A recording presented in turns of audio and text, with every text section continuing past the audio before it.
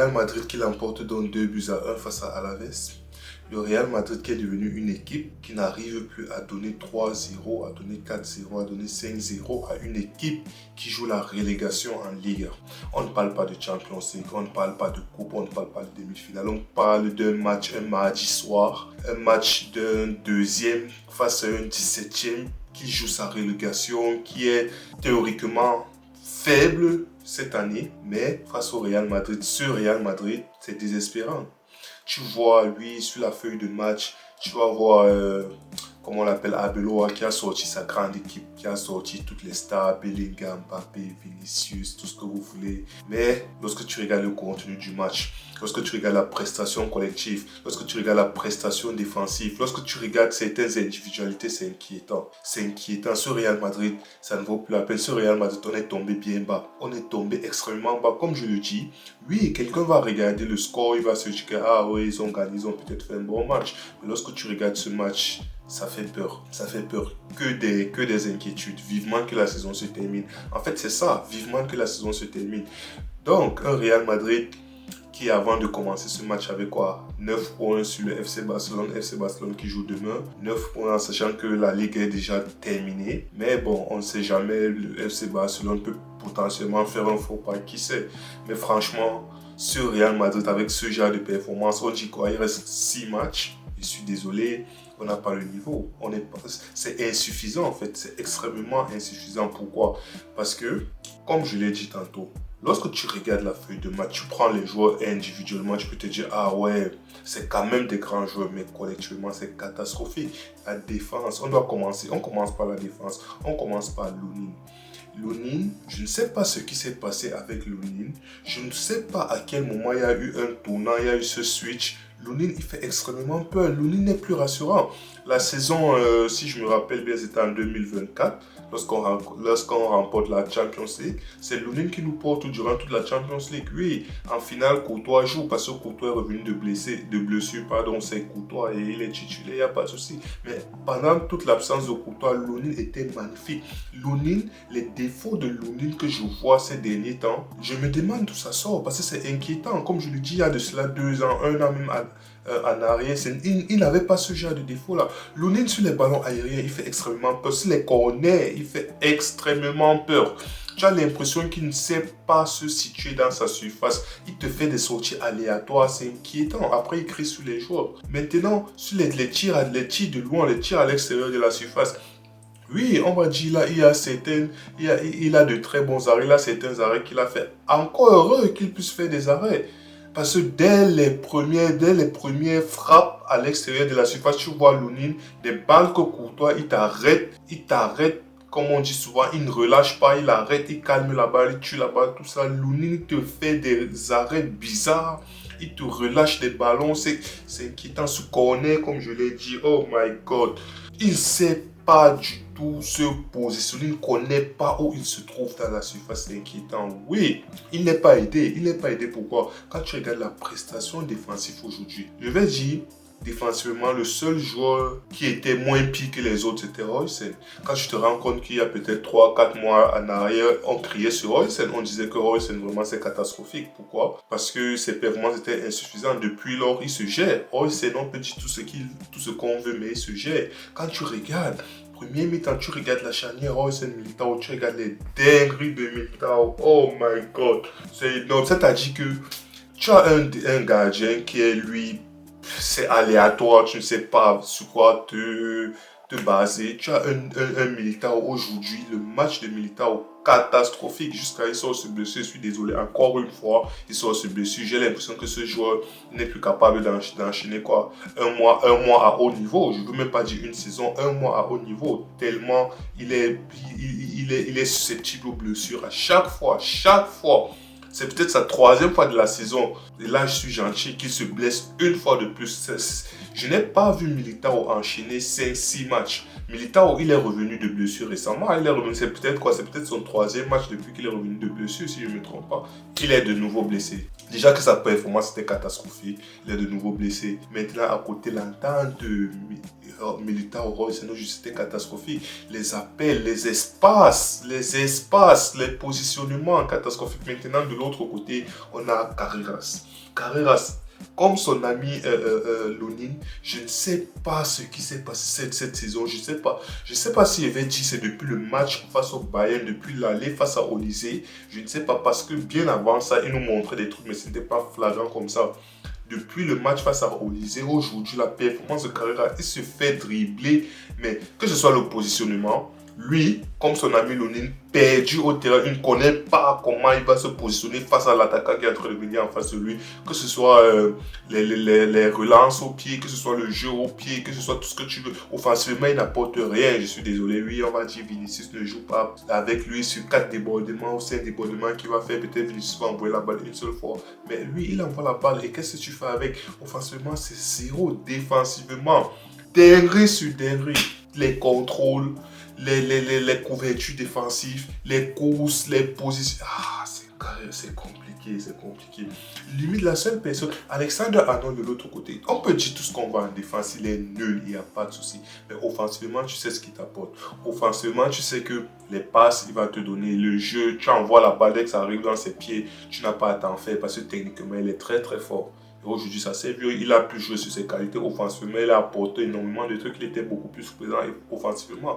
Maintenant, défensivement, on sait à quoi s'attendre avec Alexander Arnold défensivement. Mais les autres, les Carreras, Militao, Lonin, Royce, c'est inquiétant. C'est extrêmement inquiétant. Maintenant, au milieu de terrain, première mi-temps, c'était la première mi-temps. Pour moi, le joueur qui est vraiment sorti du lot en première mi-temps, c'était Arda Güler. Je suis désolé, Arda Güler, c'est vraiment ce joueur-là qui faisait le lien. C'est-à-dire les quelques rares combinaisons qu'on a réussi à créer, qu'on a réussi à s'offrir, qu'on a réussi à se procurer, qu'on a réussi à enchaîner, c'était toujours Arda Güler qui était le lien, que ce soit avec Mbappé, que ce soit avec Vinicius, c'est toujours Arda Güler qui était ce point de relance là, c'est pas les pieds d'Arda Güler que toutes les actions se passaient entre guillemets. Maintenant Bellingham, il y a un truc que j'ai remarqué avec Bellingham. Ce que j'ai remarqué avec Bellingham, c'est que dans ce match en particulier, il n'y a pas de souci, il sort, il est frustré. D'un certain point de vue, je peux comprendre. Oui, ça fait longtemps. Le seul match à presque 90 minutes qu'il a dans les jambes, je crois que c'est face au Bayern, le match retour. Mais en dehors de ça, depuis qu'il est revenu de blessure, oui, il revient de blessure. Du coup, on doit le gérer, on doit contrôler les minutes, on ne doit pas trop le booster. Oui, mais le Bellingham, il voulait jouer. Le Bellingham, il doit engager du temps de jeu. Le Bellingham veut jouer. Et le Bellingham, il pouvait continuer ce match. Il est sorti, mais pendant qu'il était au terrain, qu'est-ce qu'il a fait le Bellingham? Ce que j'ai admiré, ce que j'ai bien aimé aujourd'hui, c'est que Arda Güler était beaucoup plus devant. Maintenant, du fait que Arda Güler était beaucoup plus devant et c'était assumé, ça faisait en sorte que Bellingham ne se projetait pas beaucoup. Bellingham ne se projetait pas énormément. Il se projetait vraiment lorsque l'occasion s'y prête à 100%. C'est à ce moment-là qu'il se projette. On a connu un Bellingham que peu importe qui est l'occasion ou pas, il est toujours en train de se projeter, il est toujours en train de partir. Du coup, ça laisse ses espaces, ça. Mais aujourd'hui, il était vraiment discipliné. En fait, c'est ça, il était discipliné, c'est ça le mot. Il était derrière, il faisait les couvertures, il temporisait, il restait à peu près au milieu de terrain pour contrôler ce qui se passait avec Tchouaméni. Ils étaient à deux là, en train de contrôler, ils ne montaient pas trop, ils ne s'avançaient pas trop. De temps en temps, ils faisaient des montées lorsque l'occasion s'y prêtait, comme je l'ai dit. D'ailleurs, il y a en fin de première mi-temps, si je ne me trompe pas, une des dernières actions vers la 44e minute, suite à une montée de Bellingham qui te fait un centre en retrait pour le Militao, qui te fait une reprise sur la barre. C'est cette reprise qui se blesse, le Militao. Donc, monsieur blessé qui s'est reblessé. Mais comme je l'ai dit, le Bellingham, oui, parfois il proposait dans la surface, c'est normal. Comment il ne va pas proposer quand tu sais que monsieur Kylian Mbappé n'est jamais là? Kylian Mbappé n'est jamais là. Maintenant, enchaînant, c'est Kylian Mbappé. Il est sorti homme du match, je ne suis pas d'accord avec le fait que Kylian Mbappé est sorti homme du match. Oui, comment dire, il a marqué, ça c'est déjà un attaquant. Tu vas regarder les statistiques, tu vas voir un but de plus sur sa ligne de statistiques. Waouh, c'est énorme. Oui, c'est un watch, le but est chanceux, but dévié, machin, tir dévié, ça se finit dans les goals, machin, c'est oui. Avant que le tir soit dévié, il faut d'abord se créer l'occasion. Avant de se créer l'occasion, il faut d'abord oser, il faut d'abord tenter. avant, comme on dit, la chance, ça ne tombe pas du ciel, ça se provoque. S'il n'avait pas tenté ce tir-là, peut-être ça n'aurait pas été dévié, peut-être il n'y aurait rien eu, et peut-être il n'y aurait même pas eu but, aucune action, rien du tout. Du coup, il a tenté ce tir, ça a été dévié. Heureusement pour lui, c'est entré dans les goals, ça fait un but de plus pour lui, tant mieux. La chance, ça se prouve. Maintenant, après, comme d'habitude, son positionnement à l'axe, ce monsieur, on sait déjà qu'il est désordonné tactique. Ça, on le sait, on l'a compris. Mais à un moment donné, c'est inquiétant, ça a abusé. Il sature Vini sur le côté gauche. Tant qu'à c'est pas sur le côté gauche, il fait les redescentes. On fait les contre-attaques, on regarde à l'axe, il n'y a personne. Traîne Alexander-Arnold se projette sur le côté droit et regarde à l'axe, il n'y a personne. Ou Mbappé, tu ne sais pas, soit il est quelque part en retrait loin, soit il est à côté de Trent Alexander-Arnold pour essayer de...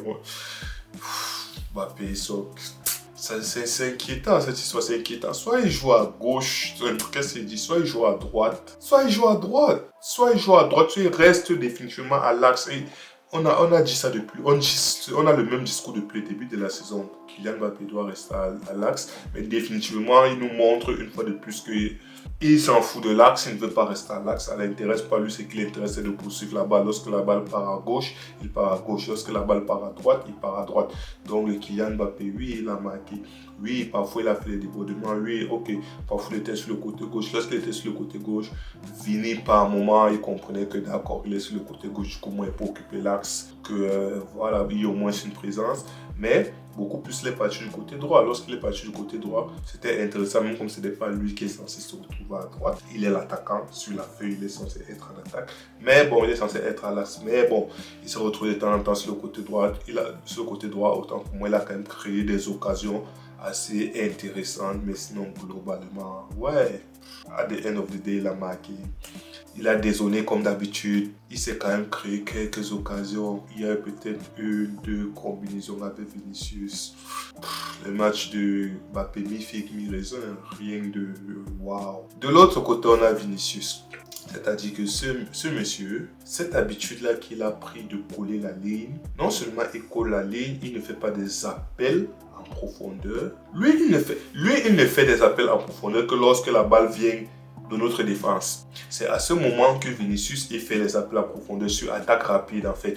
Oui, il y a une occasion de l'adversaire, on récupère la balle, Vinicius il te fait l'appel pour qu'on joue vite, tac, tac, tac, tac, tac. D'accord, c'est là où il fait ses appels à profondeur. Mais sur attaque placée où on fait passe pour essayer de créer les trucs, les mouvements, le machin, il ne bouge pas du tout. Il reste collé à sa ligne, il regarde, il demande la balle dans les pieds. Si la balle arrive, tant mieux. Si la balle n'arrive pas, il reste là poteau planté, il regarde. Le Vinicius, c'est inquiétant cette attitude, c'est inquiétant ce comportement, c'est inquiétant.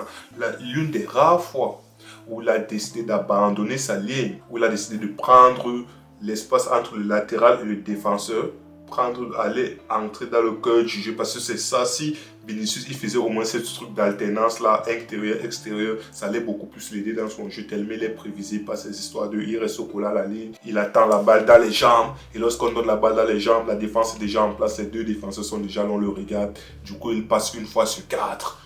Après, il se plaint, après, c'est chiant. Maintenant, comme je l'ai dit, une des rares fois où il a fait un appel intérieur entre le latéral et le défenseur, très bien servi par Valverde, il avait le champ totalement libre. Pourquoi? Parce que c'est une zone où, s'il fait des appels plus souvent, là, non seulement Carreras peut dédoubler, et le dédoublement de Carreras peut attirer le latéral et ouvrir encore plus d'espace, souvent, ou alors lorsqu'il entre dans le cœur du jeu avec sa vitesse, avec sa percussion, avec ses dribbles, il peut facilement beaucoup plus, comment dire, il peut mieux s'en sortir, il peut mieux provoquer, les occasions peuvent être encore nettes, si je peux dire ça comme ça. Aujourd'hui, il a fait une des rares fois où il a fait bon décalage de Valverde, il se retrouvait entre le latéral et le défenseur. Du coup, ils ne savent pas trop quoi faire, il a tout le temps de regarder, de prendre une décision et il décide de frapper à distance. Il a mis sa frappe et il marque. Parfois le football est simple, un peu de mouvement, de variation extérieure, intérieure et voilà, c'est tout ce qu'on te demande. Pas rester collé à la ligne, côté planté, que la balle soit totalement à droite, il est collé sur sa ligne, que la balle soit totalement à gauche, il est collé sur sa ligne, que la balle soit à l'axe au milieu, il est collé sur sa ligne. C'est ce jeu statique là,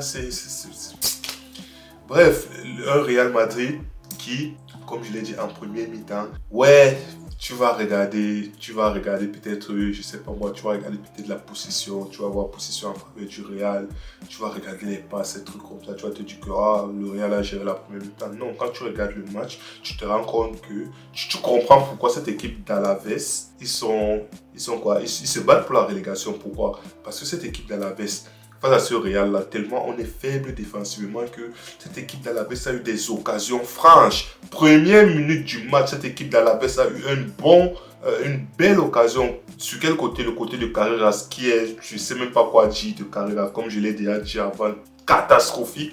Très belle occasion.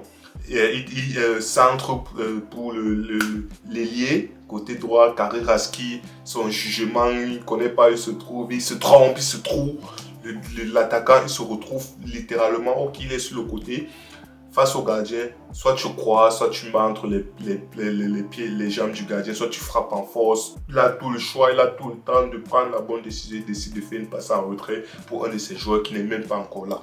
C'est par ce genre d'occasion que tu comprends pourquoi ils se battent pour la relégation. Ils ont eu des occasions comme ça, ils ont frappé sur les poteaux, ils ont frappé sur la barre, ils ont frappé partout, mais pas dans les goals. Ils réussissent à se créer. Ces joueurs d'Alaves aujourd'hui se sont créés, ils n'auront que des regrets en fait. Ils se sont créés énormément d'occasions.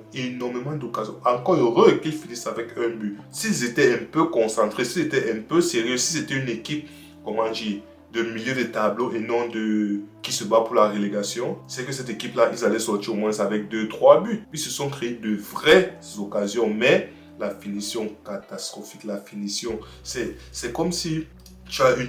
je sais même pas c'est quoi l'analogie que je vais prendre, mais c'est catastrophique en fait. Ils font tout bien, à la dernière minute, ils se foirent. Ils ratent le dernier geste. Ils veulent te crier, je sais pas moi, ils veulent te faire une extra passe. Ils te tirent la balle à gauche, à droite, en haut, en bas, les goals sont là. Tu as un Lunin qui n'est pas serein, tu as une défense qui est perdue. Mais c'est compliqué. C'est compliqué pour marquer. Il ne marque pas parce qu'on défend bien ou parce qu'on est bien placé ou parce que non. Ils ne marquent pas parce qu'ils sont simplement nuls en fait. C'est ça la différence. Ils ne marquent pas parce qu'ils sont nuls. Ils ne marquent pas parce qu'on défend bien. Les seconds ballons, chaque fois qu'il y a un second ballon, c'est toujours sur un joueur d'Alaves. Pourquoi? Parce que les joueurs du Real, ils ne sont nulle part en fait. Chaque fois la défense, lorsqu'ils réussissent à dégager un ballon, qu'est-ce qui se passe? Ça revient directement. Un joueur d'Alaves qui récupère et c'est reparti une fois de plus encore et encore et encore. C'est-à-dire que je ne comprends même pas comment on a fini par gagner ce match. Je ne comprends pas. C'est vrai, lorsque Vigny a marqué son deuxième but à la deuxième mi-temps, ça a un peu fait, comment dire, ça a calmé les ardeurs. Ça leur a mis un coup sur le moral. Ce qui a fait que les 15-20 minutes qui ont suivi après le but, le match était un peu en demi-teinte. Tu vois, ils étaient un peu découragés et tout. Nous, du coup, on s'amusait. Mbappé qui fait les louches, Mbappé qui fait ses bêtises, ses conneries de passe à talonnade derrière la jambe d'appui. Oh my God, c'est pas possible. Cette équipe, c'est désespérant. Lui, Abeloa, il a fait tourner, il a levé les Bellingham, il a levé presque tout le monde, il a laissé Vinicius, je sais pas. Tu mets les Massantuano, tu mets les Kamavinga qui est de retour. Kamavinga, franchement, lui, la poisse qui le suit actuellement, c'est très grave. La poisse que ce gars-là a, c'est très grave. À peine il a une première action, limite ses fautes. Deuxième, tous les balles qui arrivent sur lui, soit il fait les mauvaises interceptions, soit il te fait à un moment donné, il y a une passe là qui sur une relance rapide, sur une attaque rapide, sur une récupération, il veut lancer Vinicius, on contre, ça revient, il veut te dégager la balle, ça revient, on tire la balle, ça entre ses jambes. C'est-à-dire que tous les bons coups, presque tous les bons coups de l'équipe adverse passent par Kamavinga. C'est-à-dire que lui, lorsqu'il est concerné par une action, tu sens déjà que l'adversaire, il a le dessus psychologiquement, tout ce que tu veux. À un moment donné, il y a une action dans la surface où il part, il se tamponne avec Carreras, c'est-à-dire que deux totos, il se tamponne avec Carreras, le joueur d'Alaves récupère, mais comme eux aussi sont des totos, ils font du n'importe quoi. Ils font du n'importe quoi. Même le but qu'ils marquent, c'est quoi? En toute fin de match, après avoir tapé le poteau 2, 3, 4 fois, 5 fois, ils te marquent un but en fin du match. Et pourtant, ils ont de très belles actions, ils ont de très belles combinaisons, ils ont de très... C'est-à-dire qu'ils font tout bien, mais c'est le dernier geste. C'est le dernier geste. Là, lui, à la fin du match, ça a cliqué. Il te fait quoi? Déviation en aile de pigeon. L'attaquant qui surgit, il tête la balle, ça part rentrer. Ah, encore heureux. Encore heureux après tous les poteaux, tous les tirs à gauche, à droite, en bas. Bref, un match du mardi soir catastrophique pour moi. Ce Real, je sais même pas quoi dire, désespérant. Ce Real, je sais pas qui de quoi. Oui, Vinicius a marqué, oui, Mbappé a marqué, ADMSD, oui, on a gagné, oui, on a 3 points. Les prochains adversaires, c'est Betis Séville, c'est Espanyol de Barcelone, c'est Barça. Si on continue comme on continue là, ça peut être 3 matchs, 3 défaites. Je suis désolé. Si on continue comme on continue, ça peut être 3 matchs, 3 défaites. Peut-être Espanyol, Barcelone, peut-être que... Mais Betis, Séville et Barcelone, là, ça peut être 2 défaites sur 3. Dans le meilleur des cas, ça peut être 2 défaites sur 3. Dans le pire des cas, c'est 3 défaites sur 3 parce qu'on n'a pas le niveau en fait. Les performances sont insuffisantes. Globalement, collectivement, individuellement même déjà. Parce que entre les Carreras, Camavinga, Militao, Rudiger, pardon, c'est bon, on a pris les 3 points et demain on attend le FC Barcelone, ce qu'ils vont faire demain, c'est tout, c'est bon.